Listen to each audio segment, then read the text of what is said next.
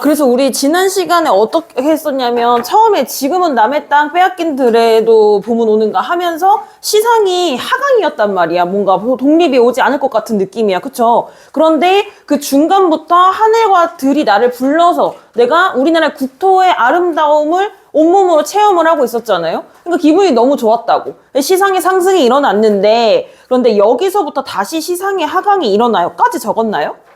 시상의 하강 적었어? 오케이. 자, 그러면은 이 다시 시상의 하강으로 돌아오는 부분부터 볼 건데, 강가에 나온 아이와 같이 짬도 모르고 끝도 없이 닿는 내 호나 이랬어요. 그럼 여러분 이런 말 들어봤지? 강가에 내놓은 아이 같다라는 말 들어봤어요? 들어봤어? 안 들어봤어? 물가에 내놓은 아이 이런 얘기 들어봤죠? 그 어떤 상태야? 그 아이가 언제 물에 빠질지 모르는 위험한 상태야. 그쵸? 자, 그래서 여기도 그렇게 얘기하는 거야. 근데 이 아이가 지금 누구랑 같은 상태? 아이 같이라고 했으니까 뭔가 비유한 말이잖아요. 누구를 비유한 거야? 원관념이 뭐야? 화자야. 왜? 내 호나 이랬잖아. 아이와 같이 뭐 하는 내 호나 이랬죠. 그러니까 지금 내가 그만큼 위태위태하고 불안한 상황이라는 거야. 이해되시죠? 자, 그래서 여기 파란 색깔로 강가에 나온 아이와 같이 밑줄 치시고, 같이니까 무슨 법이야? 직유법이야. 그치? 직유법을 통해서 앞에 시련이 있는지 모르는 철없는 아이의 화자를 비유하고 있는 거예요. 그러니까 지금 스스로를 부정적으로 인식하고 있는 거죠. 그래서 이 아이가 내 혼을 의미한다라는 거, 아이랑 혼에다가 이렇게 동그라미로 연결해서 갖다 표시해줄까? 내 혼이랑.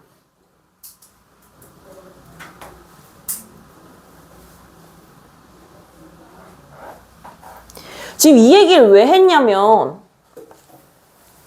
지금 상황이 막 조국이 굉장히 암담하고 이런 땅과 들, 아름다운 땅과 들을 완전히 빼앗기게 생겼잖아요.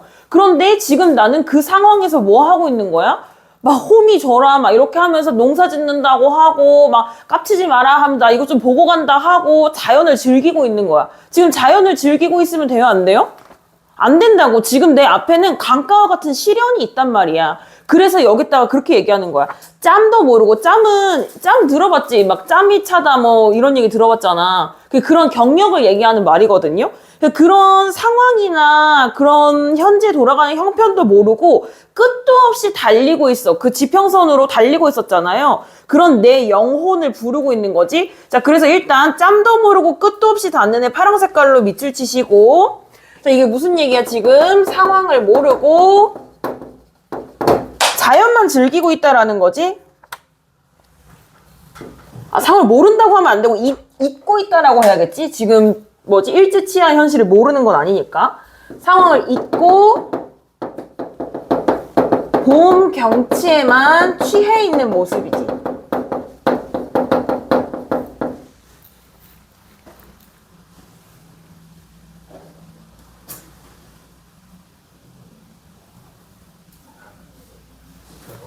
그럼 지금 내가 가고자 하는 방향이 그런 조국을 구하는 방향이랑 맞다는 거야, 틀리다는 거야, 화자가 인식하기에? 아니라는 거야. 그러니까 지금 여기 내 호나라고 불렀을 때요, 파란 색깔로 밑줄 쳐볼게. 내 호나. 나 누구 불렀으니까 무슨 법이야? 도노법이야. 그런데 이때 나를 부를 때 어떤 감정이 드러나나요? 여기서 뭔가 나에 대한 자책이나 이런 게 들어있는 것 같지 않아? 그치? 그래서 여기에서는 나의 어떤 모습을 자책하고 있는 거냐. 지금 내가 가고 있는 방향이 올바른 방향이 아니다라는 거. 즉, 방향성을 상실한 자신 스스로를 부르고 있는 거지.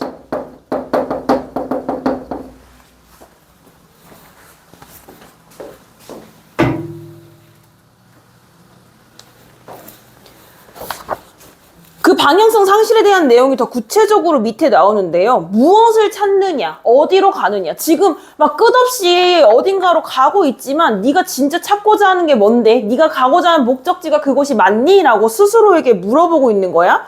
그러니까 물어봤는데 지금 화자가 대답할 수 있어요, 없어요? 없는 거야. 그러니까 이렇게 뭔가 이렇게 되게 바쁘게 움직이고는 있는데 그것이 목적성이나 아니면은 효율성이나 이런 것들이 없잖아요. 그런 자신의 모습이 우습다라는 거야. 그럼 스스로를 우습게 여기는 거야. 태도가 뭐지? 자조적이라고 해. 들어봤죠? 스스로를 비우는 걸 자조적이라고 한다. 그래서 우리 거기다가 빨간 색깔로 여기 화자 스스로가 자신에게 가지는 태도가 중요해요. 무엇을 찾느냐? 어디로 가느냐? 우습다. 답을 하려무나. 그러니까 이거 뭐야? 식민지 현실에 제대로 대응하지 못하는 자신에 대한 자조적인 웃음이라는 거 알 수 있겠죠? 그래서 이 부분이 있잖아. 이 작품이 왜 어렵냐면 구절만 보고서는 이 화자의 정서나 이런 걸 정확하게 파악하기 어렵단 말이죠. 그래서 이 식민지 현실과 이 구절이 어떤 식으로 대응하는지를 세세하게 알아야 돼. 그러니까 우리가 모든 시험 범위가 많으니까 모든 작품을 완전히 알 수는 없지만 이 작품은 그러니까 다른 작품들은 그냥 읽으면은 알 수 있는 것들이잖아요, 대체로. 그런데 이 작품은 그냥 읽어서는 잘 몰라. 그러니까 이 작품은 내신처럼 좀 자세히 공부를 하셔야 돼. 그래서 여기 식민지 현실에 대한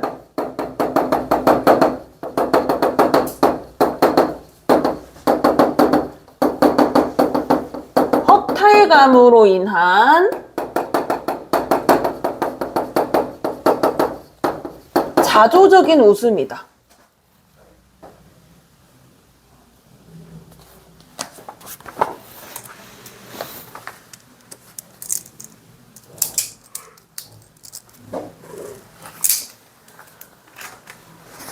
그럼 시상의 하강이 잘 느껴지시나요? 갑자기 뭔가 내 스스로 엄청 자책하고 막 이렇게 하면서 분위기가 다운됐어요. 그쵸?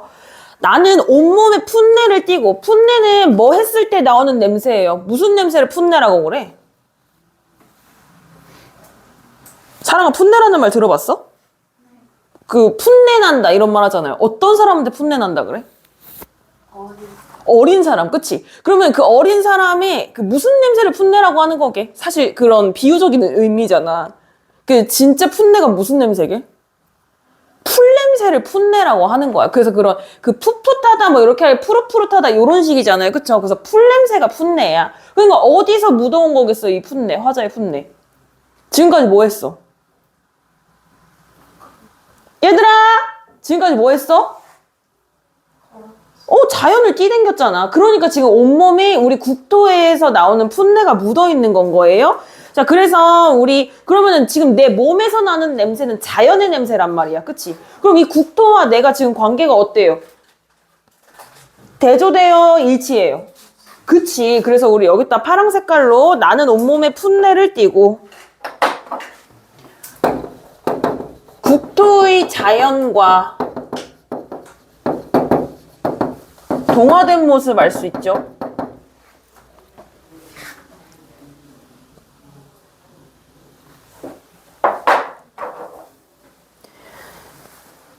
자, 이 상태로 나는 뭐 하냐면 푸른 웃음, 푸른 서름이 어우러진 사이로 다리를 절며 하루를 걷는다. 아마도 봄 신령이 지폈나 보다. 그러니까 이게 진짜 어렵단 말이야. 그러면은 예은아, 이 구절을 읽었을 때 이거 대충 긍정적인 의미 같아요? 부정적인 의미 같아요? 이게 하강이니까 부정적이다 이렇게 하지 말고 그냥 너가 이거를 처음 봤다면은 이 부분을 긍정적이라고 해석하겠어? 부정적이라고 해석하겠어? 어떤 단어 때문에? 그치. 근데 그 뒤에가 바로 뭐야? 푸른 서름이야. 그러니까 이건 뭐예요? 긍정이라고 해석하기도 부정이라고 해석하기도 명확치가 않아. 그쵸? 그러면은 지금 푸른 웃음이랑 푸른 서름이라는 게 함께 있을 수가 없는 거잖아요. 이런 모순된 감정이 같이 있는 거잖아. 이거 무슨 법이겠어? 역설법이야. 그치? 근데 그러면 우리가 생각해야 돼. 이 모순된 감정이 왜 나타나는 걸까 지금? 연진아 어때? 왜 웃음이 나오는 걸 것 같아요? 화자가? 우리 계속 막 기분이 좋았잖아, 얘가. 왜 기분이 좋았지? 그렇지. 어디에서? 어디에 자연? 그렇지. 국토에서, 내 나라의 땅에서 뛰어서 기분이 좋았다고요? 그럼 왜 서러울까? 이 땅이 내 땅이 아니게 될지도 모르잖아. 그치? 그러니까 푸른 웃음과 푸른 서름이라는 모순된 감정이 내 안에 공존하는 건 거야. 그걸 이렇게 표현을 하고 있고, 자, 그리고 또 표현 방법이 여기 또 있는데, 푸른 웃음에 사용된 표현 방법? 표현 방법이 있어. 뭘까, 푸른 웃음? 색채어가 있지, 또. 근데 울음은 뭐야? 웃음은 뭐야? 감정이기도 하고 또 이게 색채 나왔으니까 비슷한 맥락으로 봤을 때 얘는 시각이네 그러면? 근데 웃음은 뭐지? 청각이잖아. 그러니까 여러분 푸른 웃음 본 적 있어요? 없잖아. 이거 뭐야? 청각을 푸른 색깔 지금 풋내를 띠고라고 했으니까 지금 풀 속에 있기 때문에 그런 거잖아요. 이런 풀색이 웃음소리처럼 느껴진다라고 하는 거니까 이거 공감각적 심상 사용된 거야. 그쵸? 자, 그래서 우리 이 구절 빈출 구절이거든요. 일단 역설법부터 정리하자. 푸른 웃음, 푸른 서름이 어우러진 사이로 빨간 색깔로 밑줄 치시고 역설법이야. 그래서 모순된 감정을 복합적으로 제시하고 있다.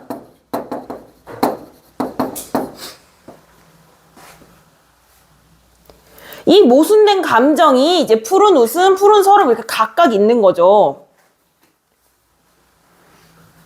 그래서 푸른 웃음에다 빨간 색깔로 동그라미 치고 이 웃음이라는 즐거움은 왜 느껴지는 거라고? 우리 국토를 뛰어놀고 있는 이 현재 상황에서 웃음이라는 정서가 느껴지는 거야. 그쵸? 그래서 이거 봄이 온 들판에서 느끼는 즐거움이고 요거는 표현 방법 근데 저기다 이거는 청각의 시각화라고 봐야 될 것 같다. 뭐뭐한 뭐뭐 이렇게 하면 웃음이 푸르다라는 거잖아요. 요거 청각의 시각화야. 자, 그리고 푸른 서름을 느끼는 이유는 이 땅이 우리 땅이 아니기 때문이야. 푸른 서름에다가 빨간 색깔로 동그라미 치시고 구권 상실의 비애. 이렇게 즐거움과 비애라는 두 가지의 모순된 감정을 효과적으로 드러내기 위해 역설법을 사용했다라는 겁니다.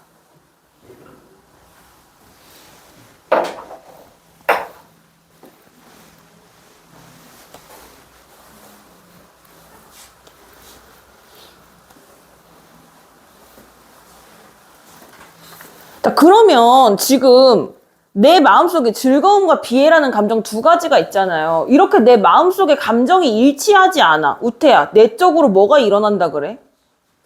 마음속에 이 마음도 있고 이 마음도 있어. 소설에서 많이 나오는 건데 내적?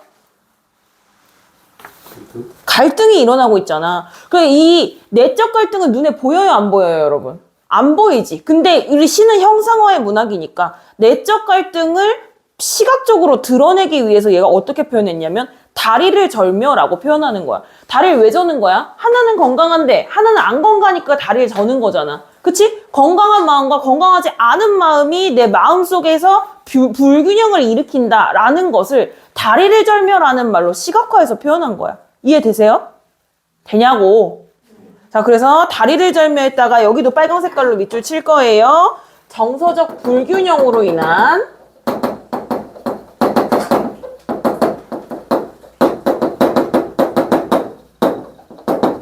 내면의 갈등을 동작으로 형상화했다.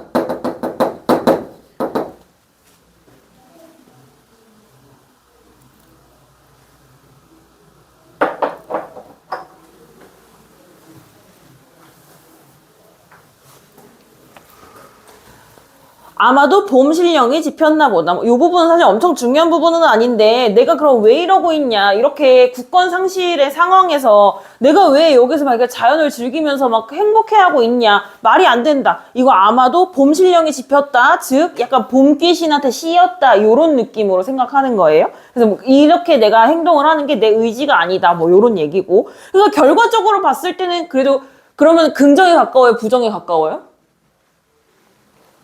구정이야. 그치? 그래서 우리는 시어 하나만 보고 여기에 분위기가 어떻다라고 판단하면 안 되는 거지. 내가 여기서 즐거움을 느끼는 거를 자조적으로 생각하고 있잖아. 그러니까 여긴 시상의 하강이야. 그쵸? 다음 마지막 년 볼게요. 그러나 여러분 시에서 그러나 나오면 무조건 별표 쳐야 돼. 왜? 뭐가 일어나니까? 시상의 전환이 일어나니까. 그러나 했다가 시상의 전환. 자, 시상의 전환이 일어난다고 했는데 이게 뭐야? 아까 지금까지는 봄의 즐거운 현실이었어. 그러나 다시 이것이 내 것이 아니라는 걸 인식하게 되는 거지. 그래서 봄에서 절망적인 현실을 인식하는 것으로 돌아오는 장면을 그러나라는 그 접속어를 통해서 나타내고 있는 거야. 근데 지금은 들을 빼앗겨 봄조차 빼앗기겠네 이랬어. 근데 여러분 이거 어디서 보지 않았어? 이 말 비슷한 거? 이 작품에서? 1년에서 봤었잖아. 그치? 근데 1년에서는 뭐라고 했어? 지금은 남의 땅 빼앗긴데라도 봄은 오는가? 라고 물어봤죠. 물어보면은 이제 뭐 하는 거야? 일단 물어본다는 거는 뭐를 요구한다는 거야? 대답을 요구한다는 거야. 그 대답을 지금 마지막 년에서 하고 있는 거야. 그러면은 처음과 마지막이 서로 관련성이 있죠? 이렇게 처음 머리와 꼬리가 서로 관련성이 있는 걸 뭐라 그래? 수미상관이라 그래. 그치? 우리 수미상관 지금까지 똑같이 생겼거나 비슷하게 생겼거나 일 때만 수미상관인 줄 알았어? 그런데 얘처럼 물어보고 답해. 서로 유기적인 관련성이 있어? 그래도 수미상관이라고 하는 거예요. 그쵸? 자, 그래서 우리 여기 근데 이게 너무 기니까 이렇게 전체를 묶어서 수미상관이라고 할 수는 없으니까 마지막 년에 그냥 수미상관이라고 써도 근데 알잖아. 그지? 수미상관이라고 써주시고 이 구조가 어떻게 되어 있냐? 1년은 질문을 하고 이게 몇 년이죠? 마지막 년이? 나 몰라. 앞에 거가 없어졌어. 1, 2, 3, 4, 5, 6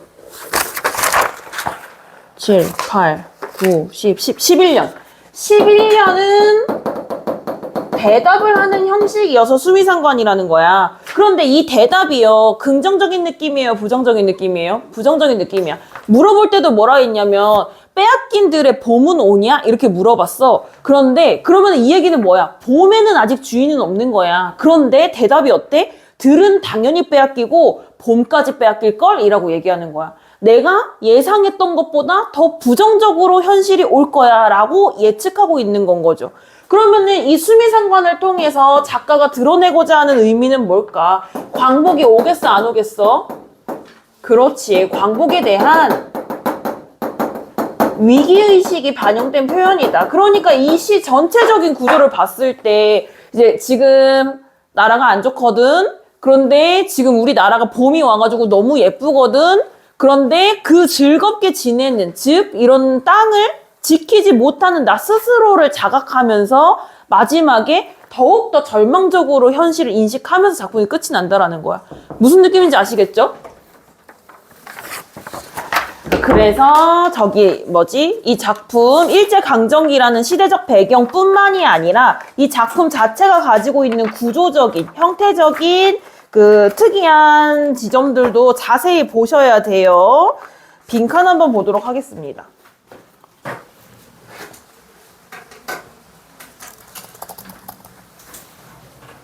빈칸. 빈칸 채워보세요. 선생님 저희 그 목요일 날에 90분이에요? 아니면 90분. 지난번에 30분까지 했잖아. 맞지? 그럼 10분 아니면 7시 40분 했어? 지난번에 9시 반까지 안 했어? 지난주에? 9시 그러니까 이제 9시 10분인 거지. 지난주는 화요일에 저기를 못해서 그런 거잖아. 오후.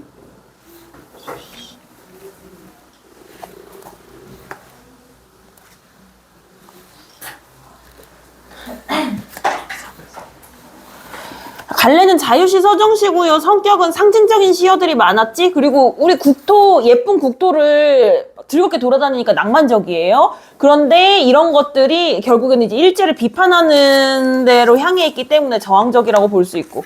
주제는요, 예은아. 지금 어떤 상황이라 비극적이라는 얘기. 그렇지. 국권 상실의 비극적 현실.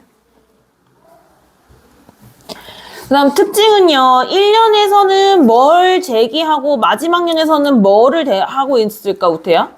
1년에서는 빼앗긴들에도 봄은 오는가? 라고 뭐 했어? 봄은 오냐? 라고 독자에게 뭐를 한 거지? 물음표가 있잖아. 희망? 아, 그게 아니야. 이거 희망 완전 아니야. 봄은 올까? 오히려 나 1등급 맞을 수 있을까? 이런 느낌인 거야. 그러니까 더 뭔가 좀 절망적인 현실 인식인 거죠. 어쨌든 여기서 중요한 건 1년에서 물음을 제기했다라는 거지. 그리고 그 물음에 대한 대답이 마지막 년에서 나온다는 거예요. 그래서 물음을 제기하고 마지막 년에서 답을 하는 이런 구성을 우태야 그래서 뭐라 한다고. 처음이랑 끝에야 관련이 있다 해가지고. 4글자로. 수미 상관식 구성을 취하고 있다고.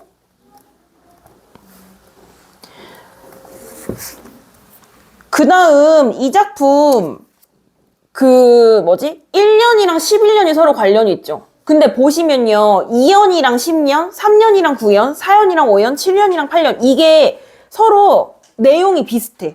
한번 보면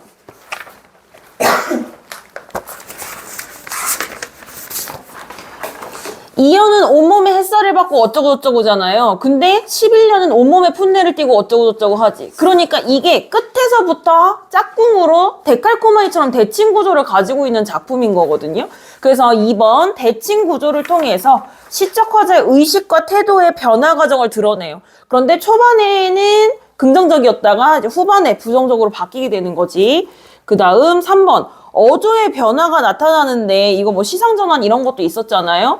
그래서 요거는 사랑아 처음에는 어조의 변화가 어땠어요? 처음에는 어조가 어땠어?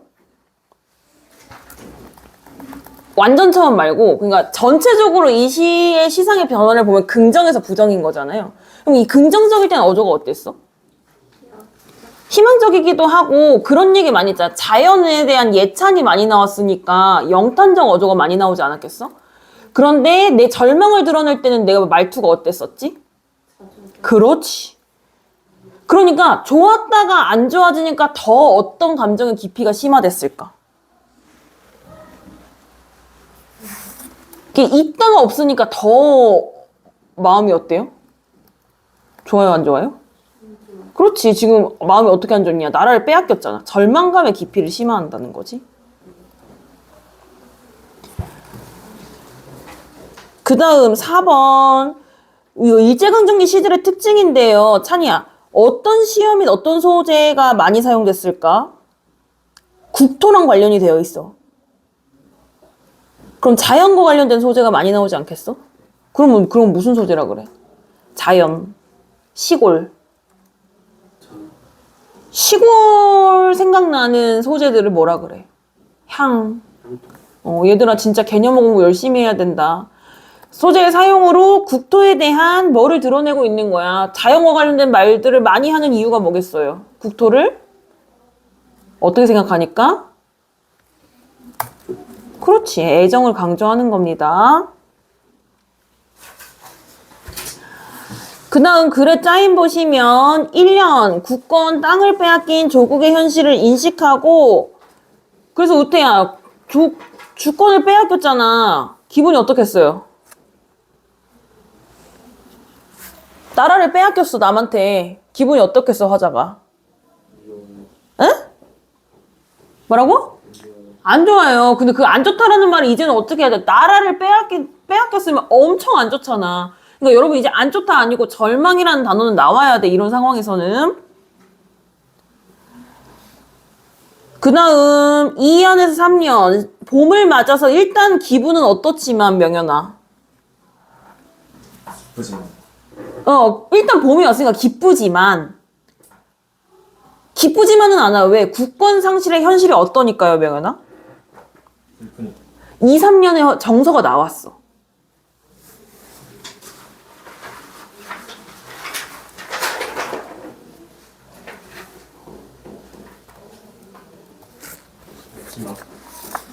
오, 국권 상실의 현실이 희망적이야? 맥락을 잘 생각해야 돼. 선생님이 답을 말해줘가지고 이해하는 건 니네가 아는 게 아니야.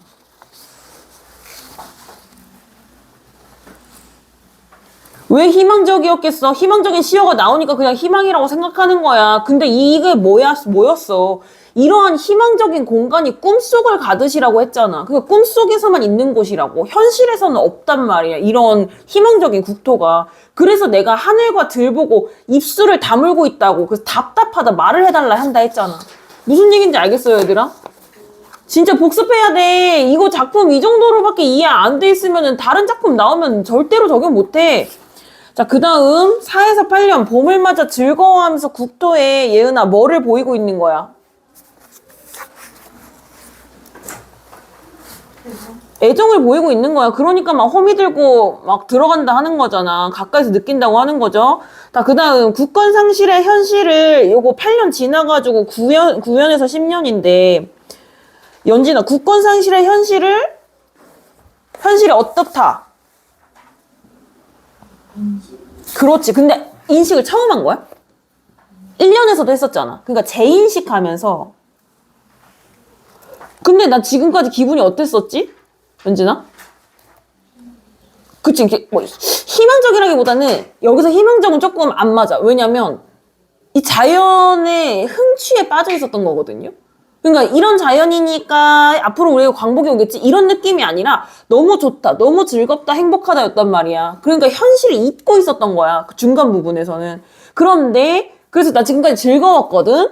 그런데 이게 내게 아니라는 걸 느끼면서 감정이 내 안에 몇 개가 됐어. 2개가 됐어. 2개가 서로 관계가 어땠어? 그치, 서로 반대였잖아. 그러니까 감정의 혼란을 느낀다라는 거지. 그걸 역설적으로 드러낸 거죠. 그 다음 국권을 빼앗긴 조국의 현실을 재확인하면서 예은아 어떤 감정이 깊어졌을까 그러면?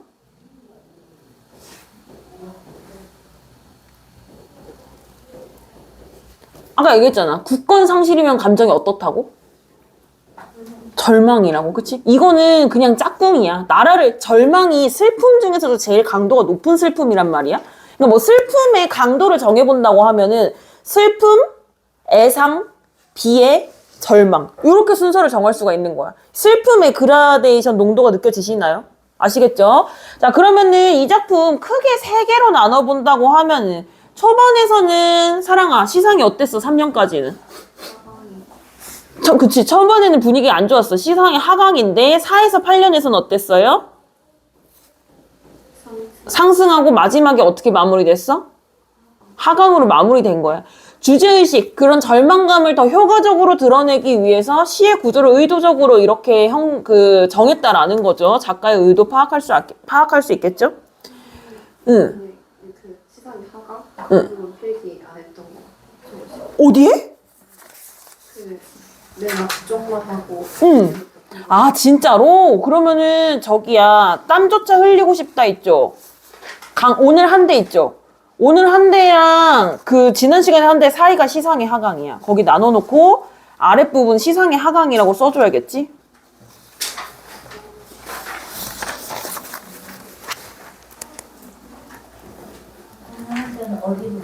오늘 한 대가 어디야? 강가에 나온 아이와 같이 그 부분 있죠? 거기서부터 시상의 하강이 다시 일어나는 거지. 내가 혼란을 느끼잖아?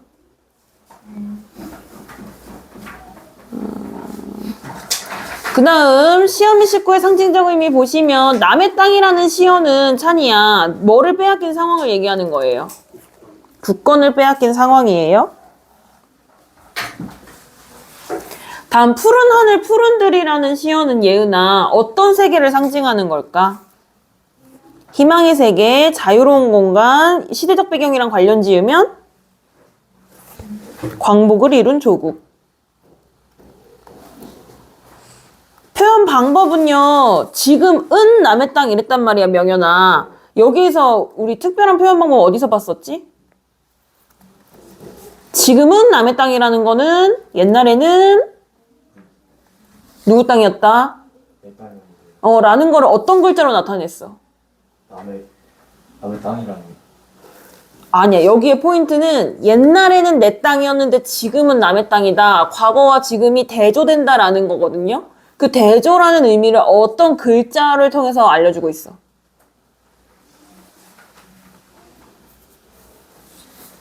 이거 얘들아 진짜 복습해야 돼. 선생님 그랬잖아. 숙제했냐 물어봤는데 저는 했어요. 이 얘기는 뭐야? 저는 했는데 다른 애들은 안 했다라는 얘기라서 은이 대조의 의미를 나타내는 보조사라고 했잖아. 내가 이거 필기하고 수업 시간에 끄덕끄덕 하면은 그게 내 머릿속으로 들어온 줄 아냔 말이야. 그게 아니야. 내가 꼭 스스로 공부해봐야 돼. 보조사를 사용해서 지금은 남의 땅이라는 말, 과거와 현재가 그래서 어떻게 된다는 거예요, 명연아? 그치, 다 과거와 현재의 대비. 그 다음 연진아, 들이 의미하는 게 뭐예요? 그렇지. 그럼 부분을 통해 전체를 나타냈네. 이거 무슨 법인지 기억나? 대유법 좋아요. 그 다음 3번 봄은 의미가 두 가지라고 했어요. 실제로 이 작품의 계절적 배경이 봄이라는 것과 그리고 찬이야 조국의 뭐를 의미한다고? 광복을 의미해. 이렇게 하나의 시어가 두 가지의 의미를 가지고 있으면 무슨 법이라 그래요? 중의법 좋아요. 그 다음 가르마 같은 논길. 예은아 논길이야. 무슨 시어일 것 같아? 좋아요. 그 다음 입술을 담은 하늘아 들아 고맙게 잘 자란 보리밭아 내호나 이렇게 불렀다고. 연진아 무슨 법이지? 도노법 좋아요. 그리고 그 다음 거 이 작품에서 진짜 많이 나오는 구절인데 혹시 예은아 무슨 법인지 알겠니? 하늘과 들의 입술을 다물었대요. 종다리가 반갑게 웃는데요. 그리고 일단 자연물을 호명한다라는 것 자체가 무슨 법인데? 영탄 아니야. 또랑이 어깨춤을 춘대요. 노래를 한대요. 그렇지. 이렇게 힌트 많이 줘가지고 알면 안 돼, 진짜로. 여기에 나온 것들 다, 우리가 사실 흔히 의인법이라고 하는 거는, 속삭이는 햇발, 이런 거잖아요. 그런데 자연물을 호명한다. 아니면은 자연물에게 너라는 대명사를 사용한다. 이런 거 전부 다 의인법이야. 알겠지? 그 다음, 입술을 담은 하늘아들아. 내호나 이걸 이제 불렀는데 이걸 부를 때 여러분 그냥 불렀으니까 도노법이잖아. 그런데 이 부름에 어떤 감정이 담겨 있다라고 하면 감정을 드러내는 표현 방법 명연아 뭐지? 화자의 감정을 직접적으로 드러내는 표현 방법이야.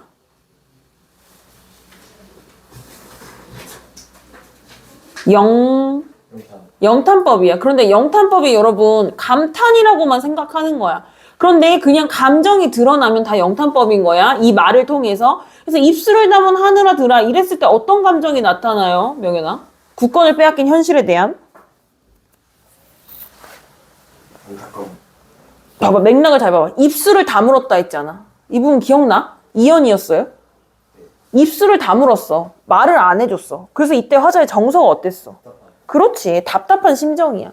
그리고 내호나 이랬을 땐 지금 내혼이 저기 하고 있었잖아요. 강가에 나오는 아이처럼 불안한 상태였잖아요. 그러니까 그런 거에 대한 안타까움이 드러나는 거야. 그래서 영탄법이라고 이야기할 수가 있고 그 다음 종다리는 울타리 너머에 아씨같이 구름 뒤에서 반갑다 웃네. 삼단 같은 머리 강가에 나오는 아이와 같이. 이거 무슨 법이에요, 예은아? 지급법 좋아요. 다음 젖먹이 달리는 노래를 하고 쟤 혼자 어깨춤만 추고 가네. 사랑은 무슨 법이에요? 무슨 법은 아니고 표현 방법 중에 어깨춤을 추고 노래를 부르고 싶은 건 사실 누구야? 그치? 그러면은 자기의 즐거운 감정을 또랑했다가 뭐 한 거야? 자신의 감정을 그치? 대입 말고 뭐라 하지? 감정? 이입이라고 하지. 그 다음 푸른 웃음 푸른 서름이 어우러진 사이로. 연진아 이거 무슨 법이었어요?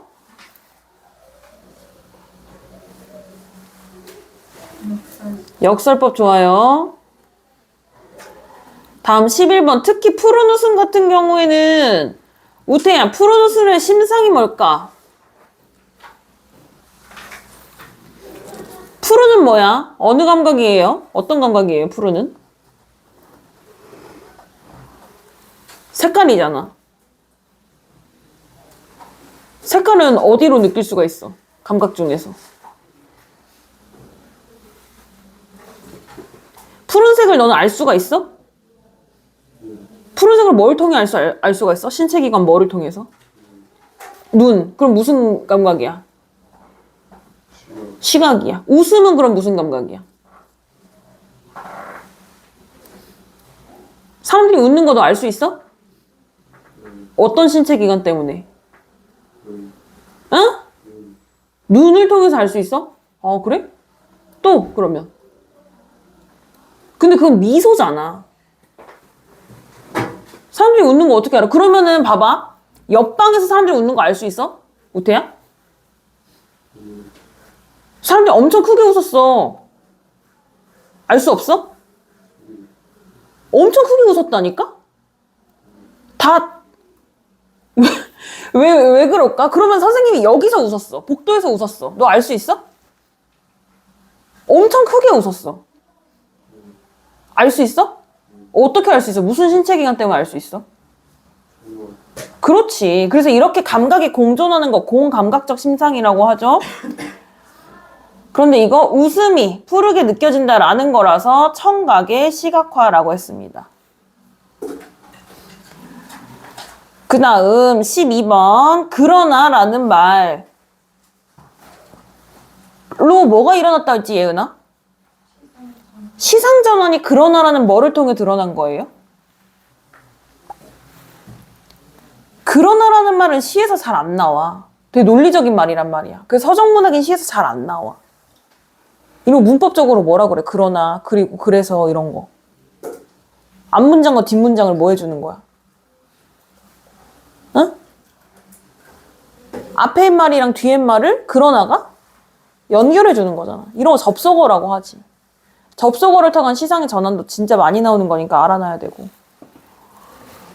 그 다음 1년 지금은 남의 땅 빼앗긴데라도 보고 노는가. 그러나 지금은 들을 빼앗겨 봄조차 빼앗기겠네. 마지막 년에 그랬어요. 이거 뭐였지 연진아?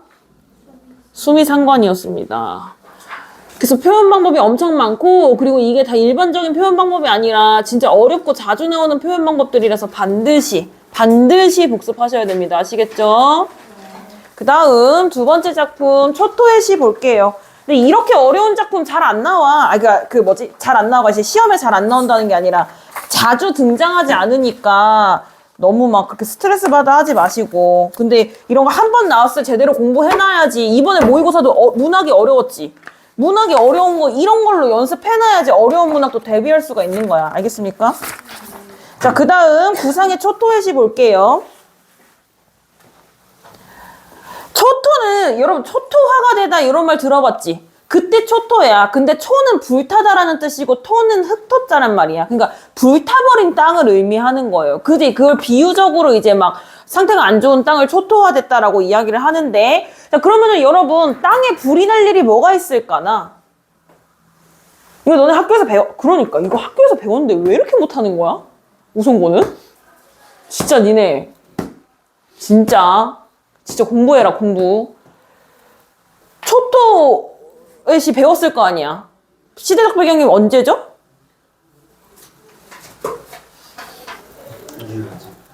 맞아 전쟁이야. 그러니까 땅이 불타게 되는 거야. 그래서 초토에다가 빨간 색깔로 밑줄 치시고 초토는 불타는 땅을 의미하는 단어이지만 시대적 배경과 연결되었을 때는 전쟁으로 폐허가 된 곳을 의미하는 거예요. 초토. 근데 이 구상이라는 사람이 초토의 시가 이 연작시야. 연작시는 여러 개의 편이 있는 거거든요. 시가 이제 여러 편이 있는 거야. 초토의 시라는 시가 여러 개가 한 9개인가가 있거든요. 그 중에 이제 첫 번째 작품인데요. 근데 우리 빼앗긴들에도 보면 오는가는 시대 현실을 어떻게 인식했어요? 빨리. 절망적으로 인식했잖아. 그게 끝까지 부정적이었잖아. 그쵸? 근데 이 작품은 시대 현실을 긍정적으로 극복하려고 그래. 그러니까 이 두 개가 왜 나왔겠어요? 부정적인 시대 현실을 동일하지만 그것에 대한 화자의 태도가 서로 대조되기 때문에 이 두 가지 작품이 엮여서 나온 거였던 거야. 자, 그래서 이 작품 한번 어떻게 현실을 인식하고 그 현실을 어떻게 극복하려고 하는지 보도록 할게요.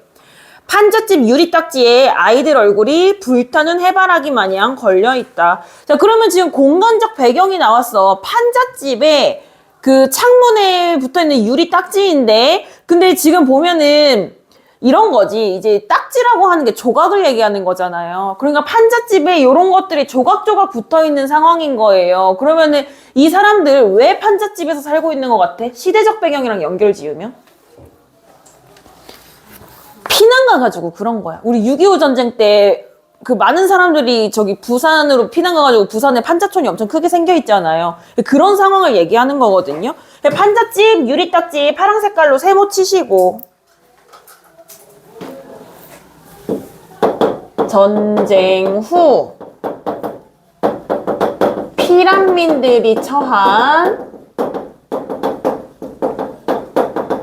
열악한 환경을 의미하는 소재.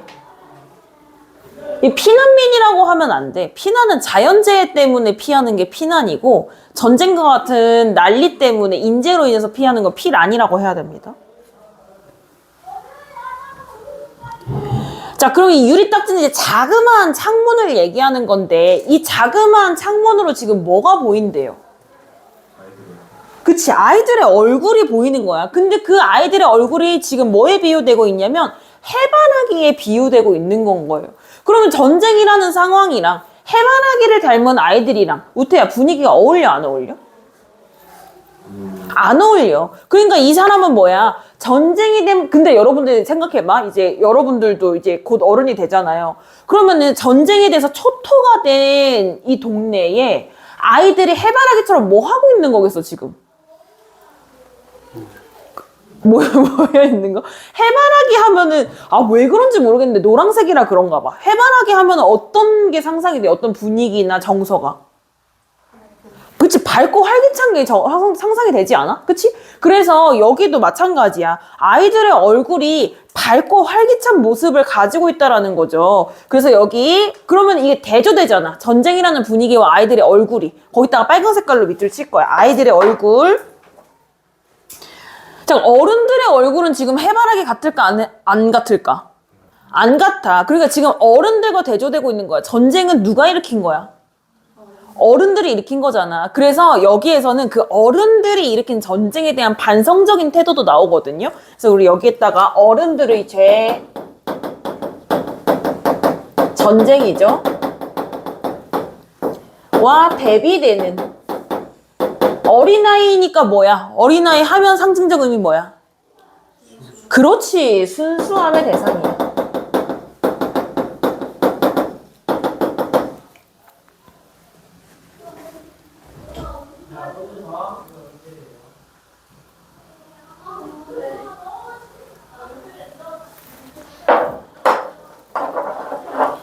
이 어린아이들의 상징적 의미를 직유법을 통해서 드러내는 거지. 불타는 해바라기 마냥 파란색으로 밑줄 칠 거예요. 직유법인데, 근데 해바라기는 순수함인 거 알겠어. 불타는은, 그러니까 지금 여기가 초토이기 때문에 불타는이라는 말을 쓴 거기는 한데 맥락상 불타는은 긍정으로 느껴져요, 부정으로 느껴져요? 이 단어 자체는 부정으로 느껴지지. 그런데 이것이 해바라기 같은 아이들이랑 같이 어울리면서 어떤 의미를 드러내게 되냐면 그 아이들의 강렬한 생명력, 열정적인 모습 이런 것들을 의미한단 말이야. 그런 활발함 이런 것들을 의미하거든요. 그래서 여기 아이들의 천진함과 해바라기처럼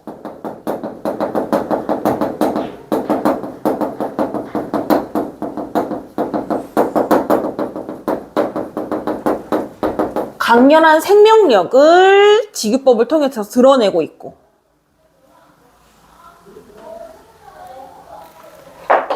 그러니까 1년에서 가장 중요한 포인트는 뭐야? 1행과 2, 3행이 서로 분위기가 대조된다라는 거죠. 그래서 우리 1행이랑 2, 3행 이렇게 묶어주시고 1행이랑 이렇게 대조 표시해주세요.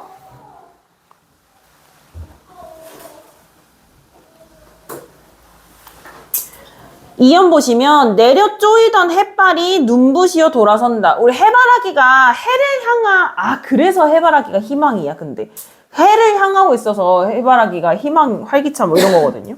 내려 쪼이던 햇발이 눈부시어 돌아선다 했는데 햇발이 사실은 어디를 향하고 있었던 거야? 해바라기가 아니라.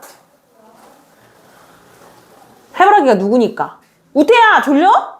지금 이렇게 전쟁에서 애들이 힘들어하고 있는데 졸려? 해바라기가 아니라 누구를 쬐고 있었던 거야? 어린아이들을 쬐고 있었던 거잖아. 근데 그 어린아이들의 모습이 눈부셔서 돌아선다라는 거야. 그러니까 막 그런 막 불타는 해바라기 같았잖아요. 이런 아이들의 천진함과 강렬한 생명력이 눈부셔서 해까지 돌아서게 만들었다. 요런 맥락이야. 자, 그러면은 근데 해가 눈부셔 하고 돌아설 수 있어요, 없어요? 무슨 법이에요? 의인법. 파란색으로 밑줄 칠 거야. 햇발이 눈부시어 돌아선다. 의인법이고.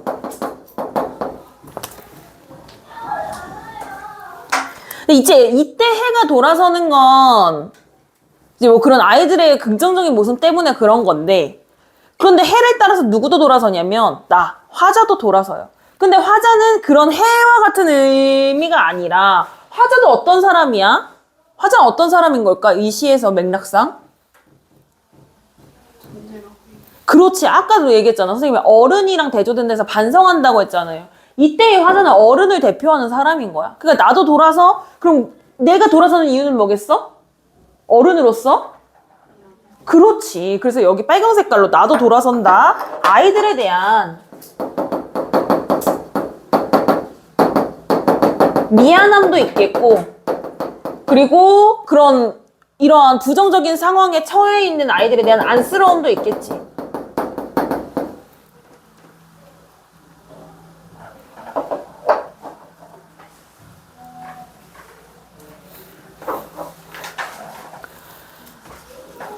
자, 그럼 내가 돌아서는데요. 뭐도 같이 돌아서냐면요. 울상이 된 그림자도 나의 뒤를 따라요. 그래서 뭐 사실 당연하잖아. 내가 움직이면 그림자가 움직이는 건 당연한 거잖아. 그런데 그림자가 나를 따라온다라고 표현을 하고 있고, 그리고 그림자는 그냥 까만색이니까 표정이 없잖아요. 그런데 그림자가 지금 울상이 됐다라고 이야기를 하고 있어. 여기도 뭔가 표현 방법이 많이 쓰인 것 같은데, 자, 일단 울상이 된 그림자 나의 뒤를 따른다 했다가 파란 색깔로 밑줄 칠게요.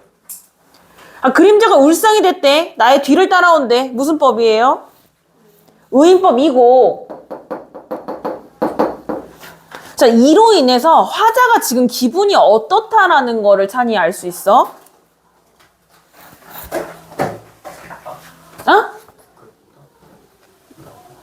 아니 근데 그러니까 그렇게 정답으로 점프하려고 하지 말고 지금 여기 뭐래? 울상이 된 그림자래잖아. 그렇지. 여기 여러분 정말 매 시간 얘기하는 것 같지만 지문에 근거한 해석 절대로 놓치면 안 돼. 이거 붙어야. 그러니까 슬프다고. 그러면은 그 왜 슬프냐에서 그 다음에 뭐 부끄러움이든 죄책감이든 안쓰러움이든 그 다음으로 가는 건 거야. 무슨 얘기인지 아시겠죠? 자, 그러면은 어쨌든 화자의 슬픈 정서를 그림자가 부각하고 있는 거야. 화자가 슬프다고 한 게 아니죠. 우리 이런 걸 찬이야 뭐라 그래? 화자의 정서를 부각하는 자연물을 뭐라 그래? 객관적 상관물이야 이거. 의인법이자 객관적 상관물을 통해서 화자의 비애와 자책감을 형상화하고 있다라는 거지.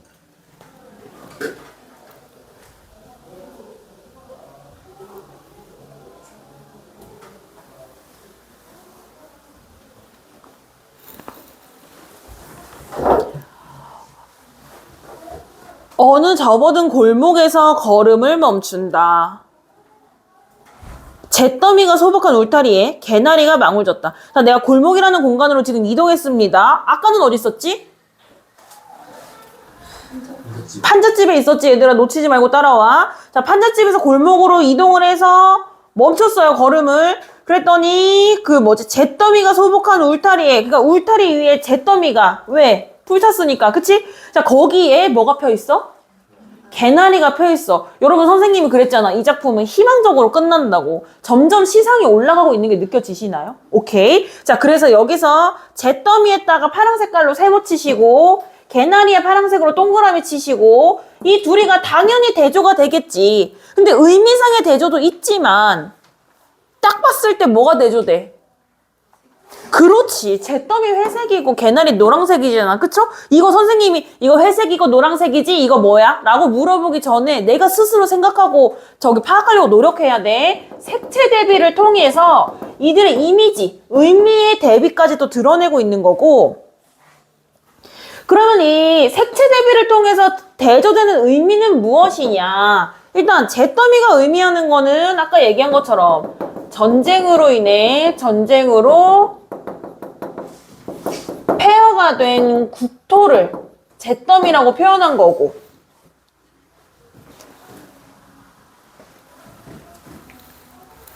그럼 이 개나리가 상징하는 거는 뭐겠어요? 사랑아? 희망. 그렇지. 근데 이게 왜 희망이냐면 개나리가 그냥 핀 게 아니라 잿더미를 어떻게 하고?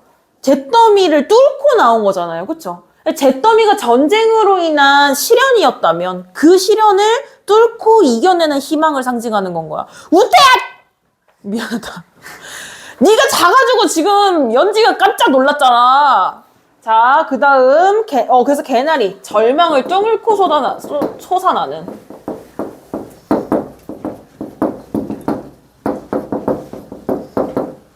새로운 생명력과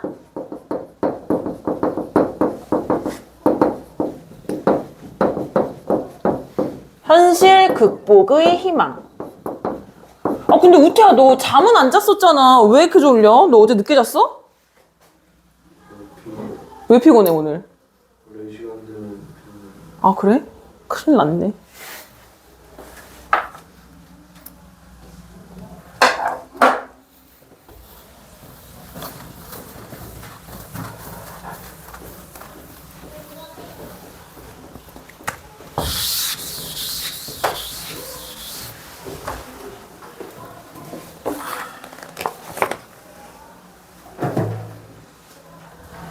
자, 그래서 이 개나리가 망을 졌다 이 부분이 이 작품에서 굉장히 중요한 부분이에요. 빨간 색깔로 밑줄 칠게요.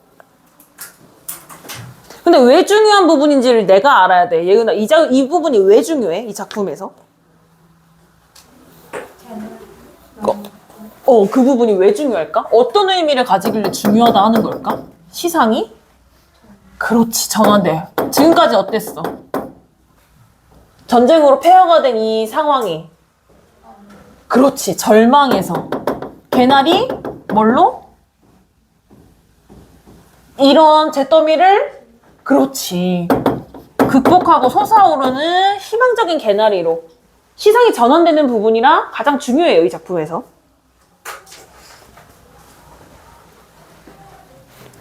그러니까 화자가 지금 기분이 좀 괜찮아졌어. 아까까지는 어땠어? 울상이 된 그림자 이렇게 해서 화자가 지금 슬펐잖아요. 그쵸? 기분이 좀 괜찮아져가지고 어디로 가냐면 이번에는 언덕에 간 건 아니고 이제 언덕을 바라보게 된 거죠. 그러니까 저기 언덕을 내려 달리는 소녀의 미소엔 앞니가 빠져 죄 하나도 없다. 그러니까 선생님이 왜 아까 이 죄라는 얘기를 했는지 알겠지? 어른이랑 어린아이가 대조되는 경우는 여러 가지지만 지금 여기에서는 화자가 어린아이는 죄 없다라는 거에 꽂혀 있는 거야, 지금. 그쵸? 자, 그래서 우리 여기 언덕을 내려달리는 소녀의 미소. 여러분, 앞니 빠진 소녀가 까르르 까르르 하면서 언덕 내리막길 뛰어가는 장면이 느껴지시나요? 어때, 이 소녀 어때 보여? 순수해 보여, 맞지? 자, 그래서 근데 지금 이 소녀는 이런 잿더미 속에 있을 거 아니야. 이런 잿더미 속에서도 개나리처럼 순수를 잃지 않고 미소를 잃지 않고 언덕을 내려달리는 역동적인 모습을 보여주고 있단 말이야. 무슨 느낌인지 아시겠죠? 그래서 언덕을 내려달리는 파란 색깔로 밑줄 치시고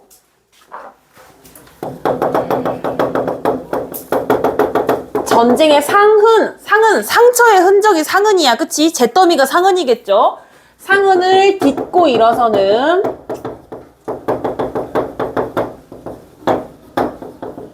역동적인 생명력을 언덕을 내려달리는 소녀의 모습을 통해서 드러내고 있고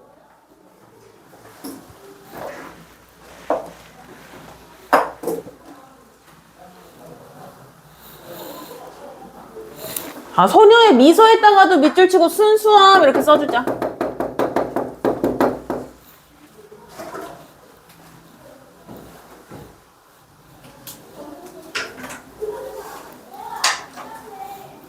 그래서 난 기분이 어떻게 되냐면요. 술 취한 듯 흥그러워져요. 그러니까 술 취한 것처럼 흥이 나요. 자, 그래서 여기 술 취한 듯 실제로 내가 지금 술을 마셨다는 거야? 아니지, 지규법이죠. 파란 색깔로 술 취한 듯 밑줄 치시고 지규법. 나 갑자기 왜 이렇게 신이 났어? 뭐를 발견해서? 찬이야. 자꾸 남 일이라고 생각하지 말고 집중하라니까. 뭐를 발견해서 지금 신이 났어? 순수. 다 봐봐. 지문에 근거하라고 지금 계속 얘기하고 있지. 소녀의 미소를 발견해서 그 다음 순수함으로 가야 돼. 무슨 얘기인지 알겠어? 자꾸 점프하지 마. 자, 그러면은 지금 소녀의 미소를 보고서는 그 흥이 났다고? 소녀의 미소가 뭘 의미하는데? 순수함인데. 근데 그 순수함이 의미하는 게 뭔데? 전쟁에서 사람들은 다 절망에 빠져 있어. 근데 이렇다고 해가지고 지금 상황을 극복할 수가 있냐 없냐? 아니야. 전쟁을 극복할 수 있는 건 이런 아이들의 순수함과 생명력이야 라는 걸 발견한 거야. 아, 정답을 찾았다는 거지. 그래서 희망이 되는 건 거야. 이해되십니까? 자, 그래서 우리 여기 희망을 발견한 후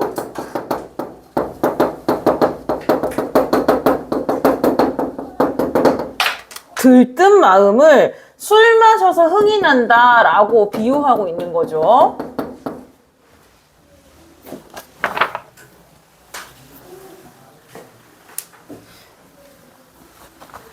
자, 그래서 내 그림자가 지금 어떻게 하고 있냐면 웃으면서 앞장을 서고 있어요. 이거 어느 장면이 생각나? 연진아, 어느 장면이 생각나? 마지막 행을 보니까. 그렇지. 그래서 우리 여기다가 파란 색깔로 이연의 울상이 된 그림자 세모. 나의 뒤를 따른다 세모. 그리고 마지막 행 그림자 웃으며 동그라미. 앞장을 선다 동그라미. 이 둘이가 지금 정확하게 대칭적으로 대비가 되는 거를 알 수가 있어. 이 그림자는 화자의 정서가 투영되어 있는 자연물이니까. 자, 그런데 우리 여기에서는 또 특별하게 여기서는 그림자가 나를 따라오고 있었어. 그치? 그런데 여기서는 마지막에서는 그림자가 어때? 앞장을 서고 있어. 이거 어떤 태도의 차이가 있지 않나요? 사랑이 어때? 날 따라와. 근데 얘는 앞장서. 그렇지. 얘는 수동적이고 얘는 능동적이야. 요런 태도의 차이도 같이 확인할 수가 있어요.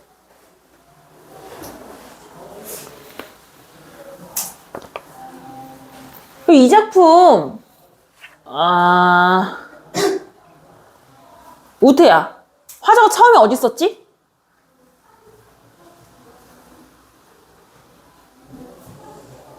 일행에 있어.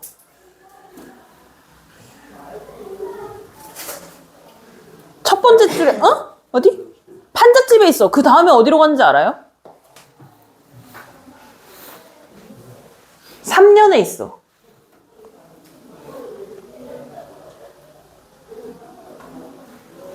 사랑아, 판잣집 다음에 어디로 갔어?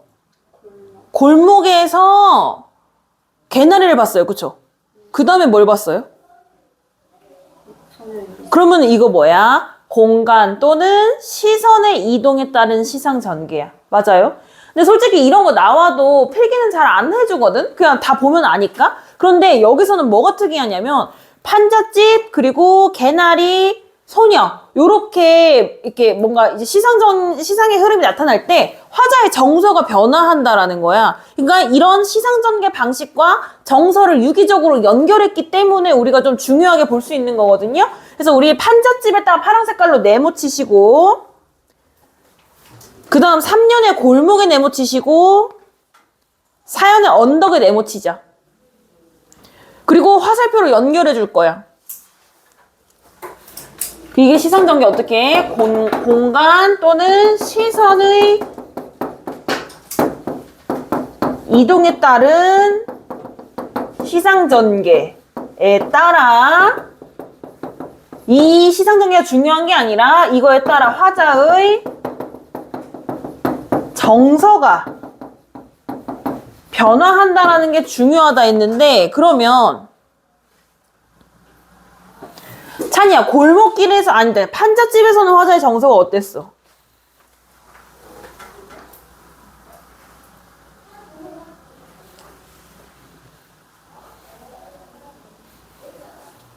슬퍼. 슬펐어. 왜 슬펐지?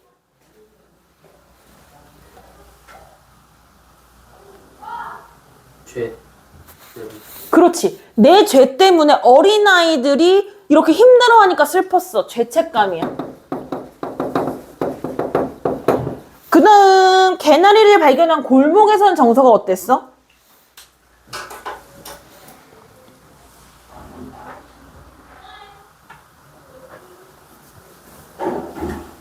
희망. 그렇지. 개나리는 희망을 상징한다 했었지.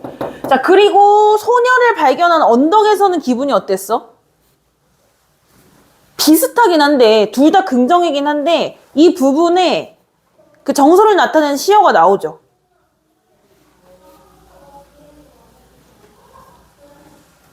즐거움. 웃음. 그렇지. 흥그러워진다. 웃으며 그 부분 있잖아. 그러니까 여기서는 우리 환희라고 하자.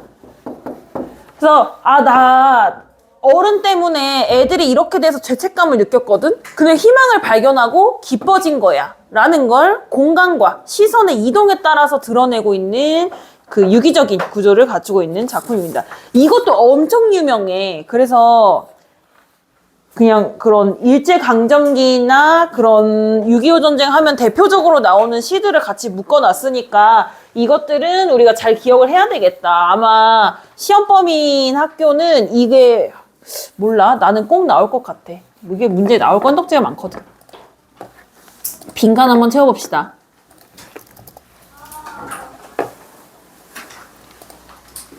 오늘 이거 빈칸 채우고 저기 주고 과제 주고 갈게요. 였으면 좋겠다.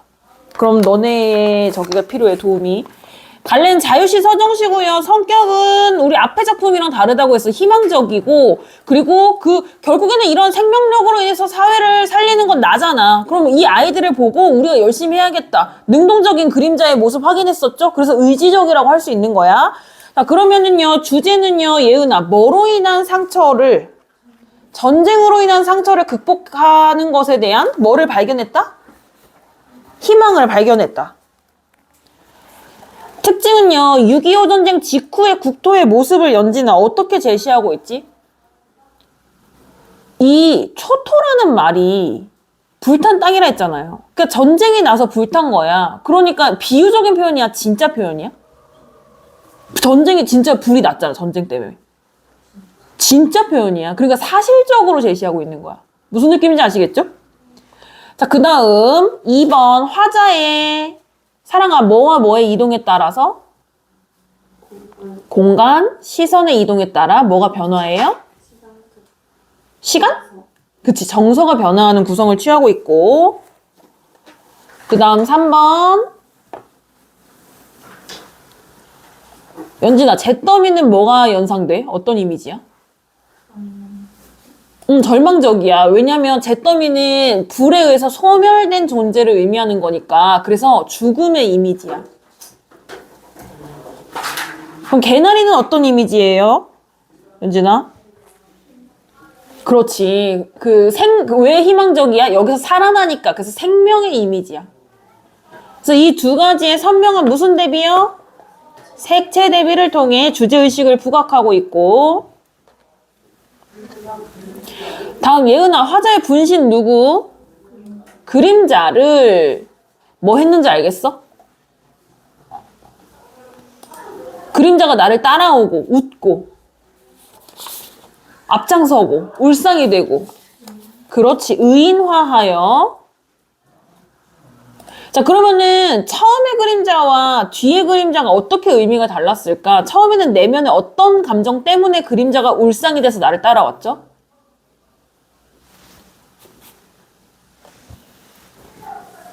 그림자가 왜 울상이었어? 처음에.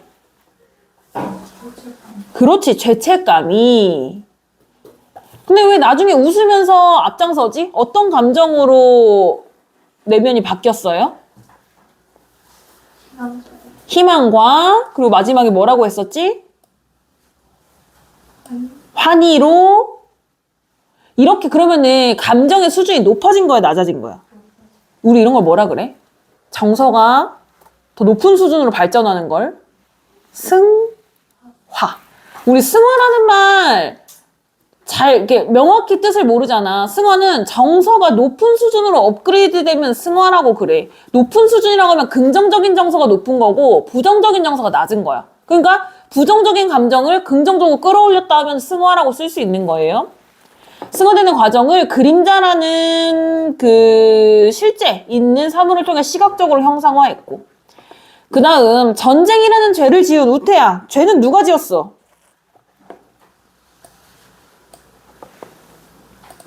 내가 지었어? 소녀가 지었어? 소녀가 죄를 지었어? 너 일부러 지금 계속 반대로 얘기하는 거니 혹시? 그러면은 너가 생각하는 거에서 반대로 얘기하면 100점을 맞겠다. 내 죄를 지은 어른, 전쟁 어른이 일으키잖아. 우태야, 맞아 아니야? 맞아. 그거 누가 죄가 없어 그러면? 우태야, 어른이 죄가 있고 누가 죄가 없다고?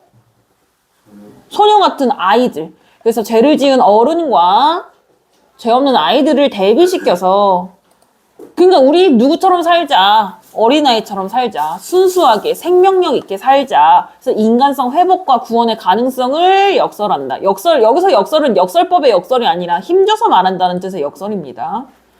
다음 글의 짜인 각 연의 중심 내용으로 보시면 전후는 전쟁 후죠. 전후의 폐허 속에서 사랑아 어떤 아이들의 모습을 화자가 봤죠? 그렇지. 천진한 아이들의 모습을 보고 이연, 그러고 나는 이 전쟁이 아이들에게 무슨 짓을 했나라는 걸 인식하게 된 거지. 전쟁의 비극을 인식하고 찬이야 뭐를 느끼게 돼요? 죄책감을 느껴요. 이번엔 괴로움이라고 써보자 그러면. 죄책감 때문에 괴로운 거니까. 자, 그러다가 3년 명은아 여기서 어디에서 뭐를 발견하죠? 언덕 전에 3년이니까. 근데 골목에서 이걸 봐. 어디 사이에 무엇을? 울타리 사이에 있던. 이팔 어디? 울타리 사이에 잿더미? 안 되는데. 3년 그렇게 인식하면 안 되는데. 울타리 사이에 잿더미 사이에 울타리가 있는 거 아니야, 근데? 어쨌든 근데 포인트는 울타리가 아니야. 뭐가 포인트야? 잿더미 속에. 그래, 얘들아. 잿더미 속에서 개나리를 발견하는 게 이 작품에서 중요한 포인트잖아. 자, 그 다음 사연. 언덕을 내려 달리는 찬이야, 누구의 순수한 미소를 보고? 소녀의 순수한 미소를 보고 조국의 미래에 대한 사랑과 뭐를 느끼죠? 희망을 느꼈다. 자, 대조적 의미를 지닌 대상 보시면 전쟁의 참상으로 인한 절망과 비애. 우태야, 뭐가 안 좋은 말 같아? 안 좋은 말들. 전쟁의 참상과 관련되는 절망과 비애 안 좋은 거잖아요. 뭐가 안 좋은 거 같아? 시어 중에. 판잣집 좋아 보여, 나빠 보여? 그치? 그러면 잿더미 좋아 보여, 안 좋아 보여? 개나리는? 소녀의 미소는? 맞죠? 그러면은 전쟁의 참상으로 인한 절망과 비애는 판잣집이랑 잿더미야. 다음, 그런 비극적 현실을 극복할 수 있는 가능성과 관련된 기대와 희망은 개나리와 소녀의 미소야. 그 다음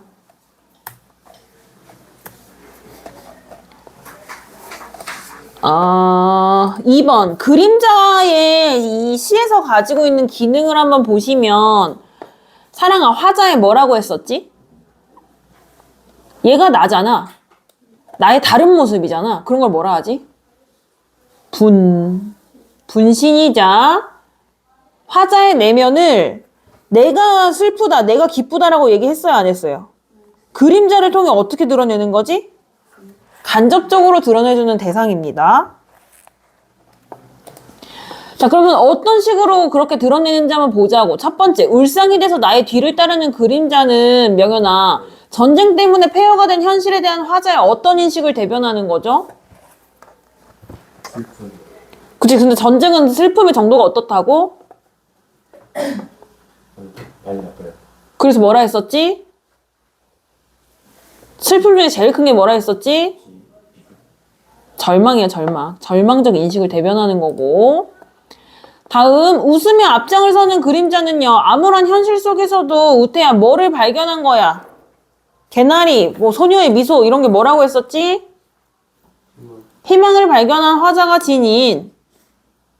그러면은 이거 화자 이때는 기분이 좋은 거예요, 나쁜 거예요, 우태야? 그래서 긍정적이고 낙관적인 전망. 앞으로의 미래를 긍정적으로 보는 걸 낙관이라고 합니다.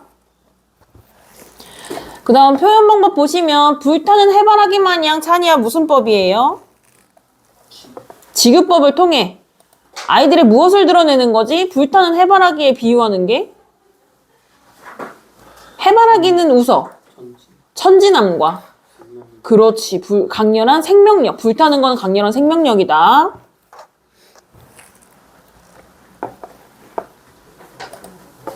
그 다음 술 취한 듯도 지급법이죠. 그럼 술 취한 듯은 무슨 의미야, 사랑아? 뭐를 발견한 후에? 소녀의 미소가 의미하는 게 뭐였지? 희망을 발견한 후 어떤 마음?